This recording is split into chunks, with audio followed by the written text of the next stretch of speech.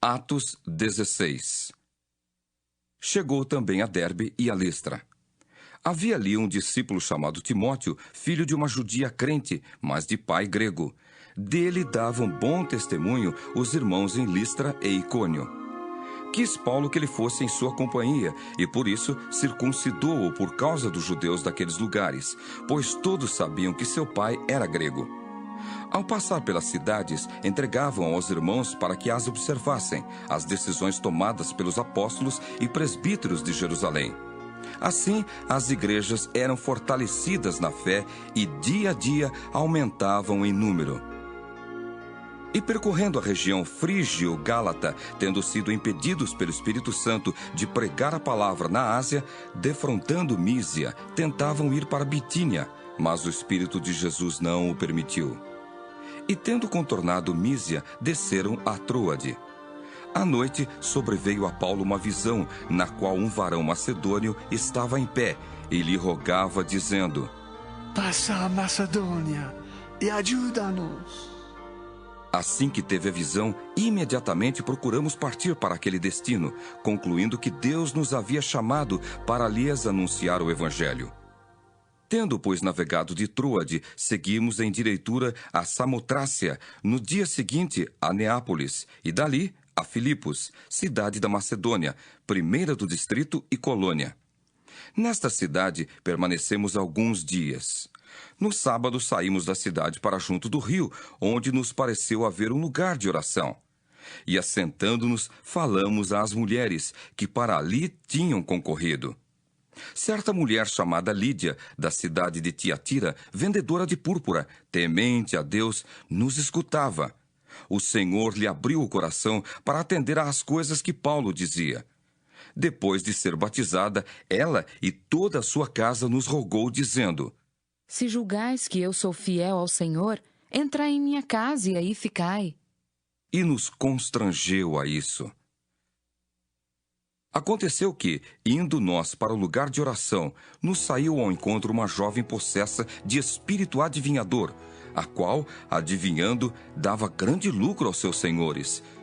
Seguindo a Paulo e a nós, clamava, dizendo: Estes homens são servos do Deus Altíssimo e vos anunciam o caminho da salvação.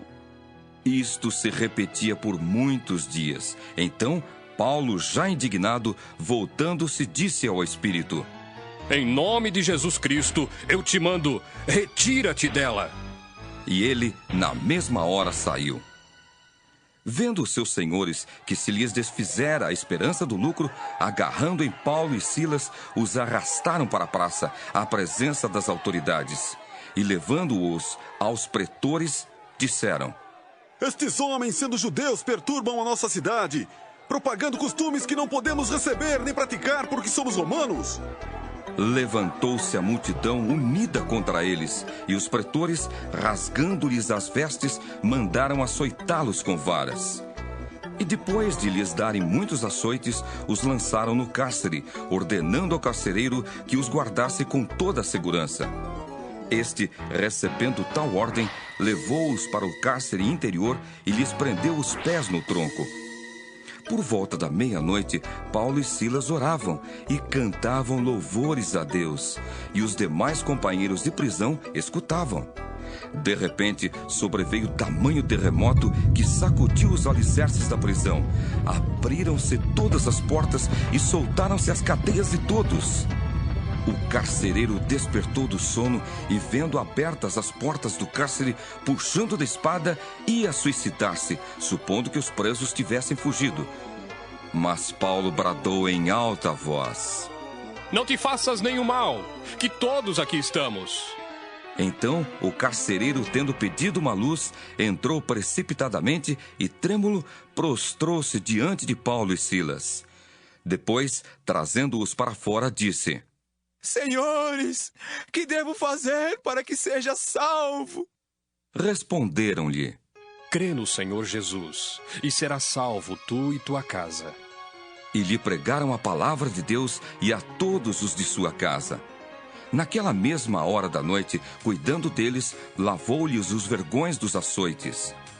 A seguir, foi ele batizado e todos os seus. Então, levando-os para sua própria casa, lhes pôs à mesa. E com todos os seus manifestava grande alegria por terem crido em Deus. Quando amanheceu, os pretores enviaram oficiais de justiça com a seguinte ordem: Põe aqueles homens em liberdade.